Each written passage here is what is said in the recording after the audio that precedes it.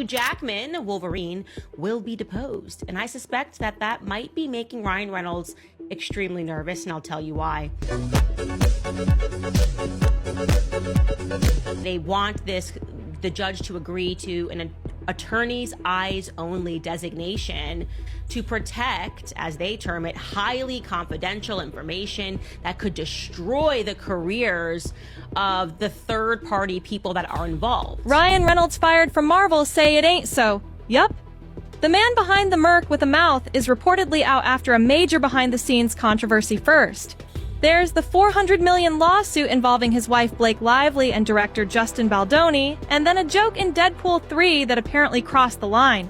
Marvel allegedly cut the joke, Reynolds fought back, and Disney, well, they weren't having it now. Rumors say Disney is phasing him out, reducing his creative control, toning down Deadpool's edgy humor, and even considering a multiverse Deadpool replacement. Some insiders claim Marvel could introduce a new Deadpool from another timeline, one that fits Disney's family-friendly brand. So it looks like Ryan Reynolds effed around and found out in the worst way possible, because his role in the ongoing mess between his wife and director, Justin Baldoni, might have just cost him his very juicy deal at Marvel. Word on the streets is that Ryan just got fired from his role as Deadpool, and get this, the decision came all the way from the higher-ups at Disney, which is the parent company of Marvel and the MCU. This drama is costing him a lot, but while fans are mad at Blake for ruining his life, Ryan seems to have all the smoke for the wrong person entirely, and that's his best friend, or rather, his soon-to-be ex-best friend, Hugh Jackman. Word on the streets is that Ryan is furious at Hugh for not standing up for him when he got fired. He expected Hugh to have his back and help him get his job back, but it looks like Hugh made the smart decision to get his nose out of Ryan's mess and focus on his own career.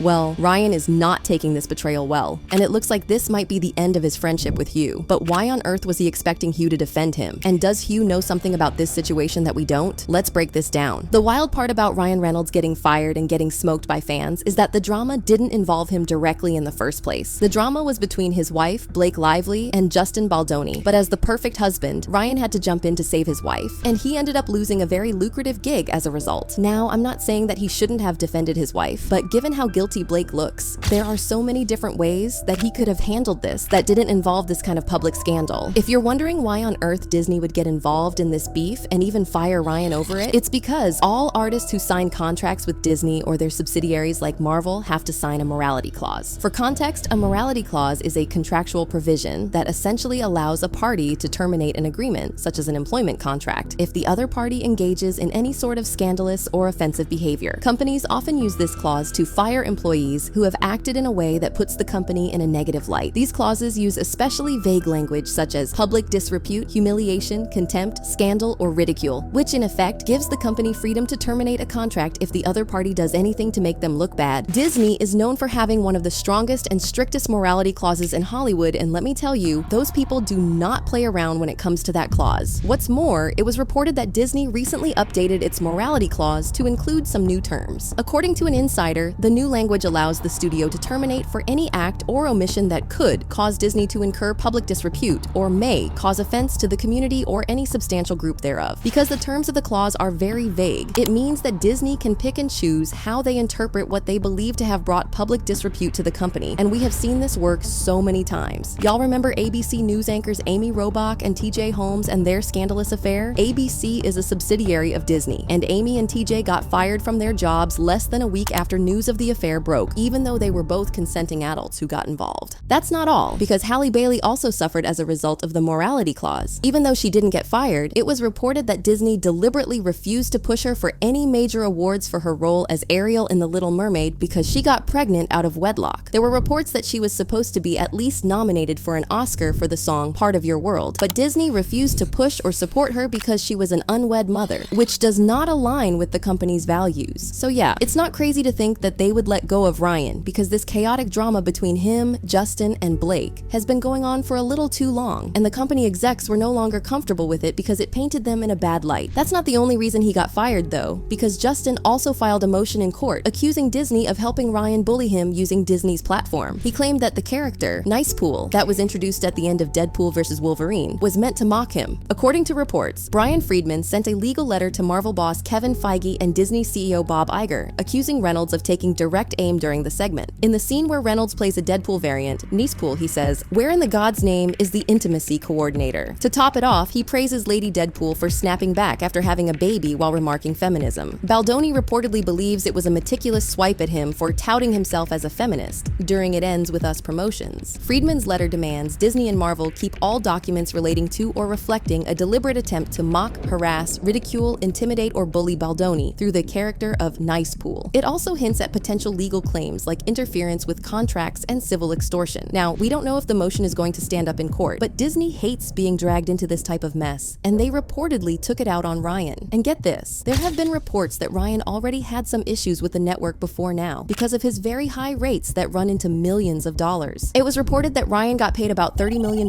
for his role in Deadpool vs. Wolverine. Now, I know that the movie made over $1 billion at the box office, but still, Ryan's high rates were allegedly a sore spot for the producers. He's also rumored to have been paid about $20 million for Deadpool 1, and almost double that for Deadpool 2, and that's just in upfront fees. When you add his percentage of the profits, his paycheck gets even higher. And allegedly, the higher-ups at the network did not like that. And when you add this to him breaking the morality clause by getting involved in this messy drama, well, you can see where this is going. Reports of him getting canned first started going around a couple of days ago when an insider tweeted, "Heard Ryan Reynolds got fired by Marvel for using Deadpool and Wolverine to mock and bully another director. Hope that's true. Finally, no more Green Lantern jokes that stopped being funny 10 years ago." To be fair, a lot of people didn't expect Ryan to actually be fired, given how popular his character is. But like I said, Disney don't play when it comes to lawsuits, and they will fire anybody that threatens the image of the company. Now, given all this, you'd expect Ryan to be furious at Blake, right? I mean, sure, he's a supportive husband who loves his wife and would stand by her through thick and thin because that's what he promised in their vows. But then, if he's going to have smoke for anyone, it should be her, and not anyone, right? So imagine how shocked we were when we found out that he feels a type of way about his bestie, Hugh Jackman, because Hugh not only refused to speak up for him when Justin Baldoni was dragging his name through the mud, but Hugh turned a blind eye when Ryan got canned by Disney. It seems like Ryan was expecting Hugh to have his back and protest against him getting fired, but it has been crickets from Hugh since then. Not only that, but Ryan reportedly feels like High has deliberately distanced himself from him since the whole drama started, and Ryan allegedly feels betrayed by this. Now, this chaos aside, it's understandable that Ryan would feel a type of way about Hugh abandoning him in these trying times because he and Hugh have been great friends for a long time. In fact, they bestied so hard that they pretty much became brothers, and it's easy to see why Ryan would feel offended at Hugh for ghosting him. But hey, this is Hollywood, and everyone is so bothered with covering their own backs that they will throw anyone and everyone to the wolves to save themselves, and it kinda sucks for Ryan that he had to find this out the hard way. But honestly, what was Ryan expecting? This case has been messy AF, to say the least, and the worst part about this is that the backlash isn't only focused on the It Ends With Us drama, because fans have also been doing some digging into Ryan's past, and it is not looking good for him or Blake. Like, why on earth did they think that it was a good or even romantic idea to get married at Boone Hall Plantation and Gardens in South Carolina? In 2012, Blake and Ryan did indeed get married at a plantation in South Carolina, which features 9 slave cabins and an area called Slave Street. It was owned by the Boone family, who enslaved around 100 people, forced them to live in these cabins,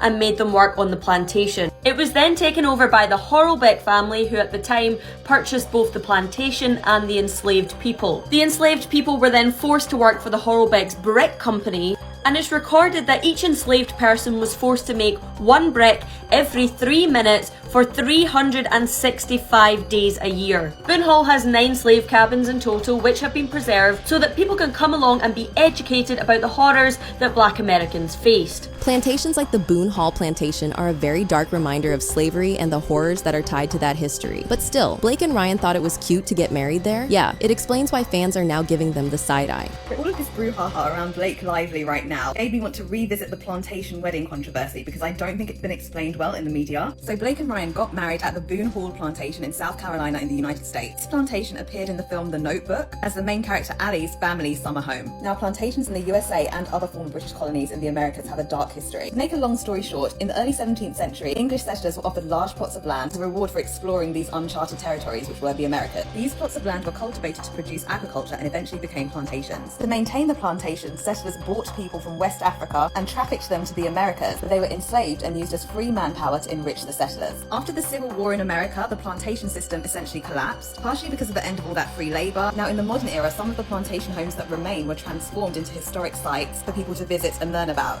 This one, which was Thomas Jefferson's home. Dr. Etta Fields Black, professor of history at Carnegie Mellon University, states that a plantation must interpret the entire history of all of the people who lived on the property. In other words, don't just show this without any discussion of this, talk about the full history. However, she also said that this shouldn't deter anybody from appreciating the antebellum architecture of plantation homes or the gardens surrounding them, because it may provide a chance to spotlight the beautiful work of the enslaved crafters that has been largely erased from architectural history. So yes, go ahead, look and learn about plantations. But should you get married at one, some want the antebellum aesthetic without having to think about what might have gone into building that aesthetic. However, to be fair, Ryan did apologize a couple of years ago for that poorly thought out decision, claiming that he and Blake had another wedding to make up for it. He said, "It's impossible to reconcile. What we saw at the time was a wedding venue on Pinterest. What we saw after was a place built upon devastating tragedy. Years ago, we got married again at home. But shame works in weird ways. A giant effing mistake like that can either cause you to shut down or it can reframe things and move you into action. It doesn't mean you won't F up again, but repatterning and challenging lifelong social conditioning is a job that doesn't end." Don't even get me started on Blake's history of getting linked with some of the worst and most problematic men in the industry, like Harvey Weinstein, who she was very close to before his downfall. She has been called out for this weird relationship as far back as 2009, when blogger Lainey Gossip wrote, "Every couple of years or so, Harvey likes to pick a young actress, turn her into a star, or try to at least. It happened with my Gwyneth. The Alba B word had her chance, Anne Hathaway too. Now it looks like Blake Lively has caught Harvey's eye. A deal with the devil, you could say. Curious to see then if Blake shows up in Marchesa on carpet after carpet. It's so obvious." When Harvey Weinstein eventually got exposed for some horrible things, the least you'd expect is for Blake to sympathize with his victims. Well, sorry to disappoint you, because not only did she not sympathize, but she came out to say that she had no such experience with him. Here, I want to ask you about this avalanche of information that's coming out about Harvey Weinstein, because the question is, I mean, you're in the industry.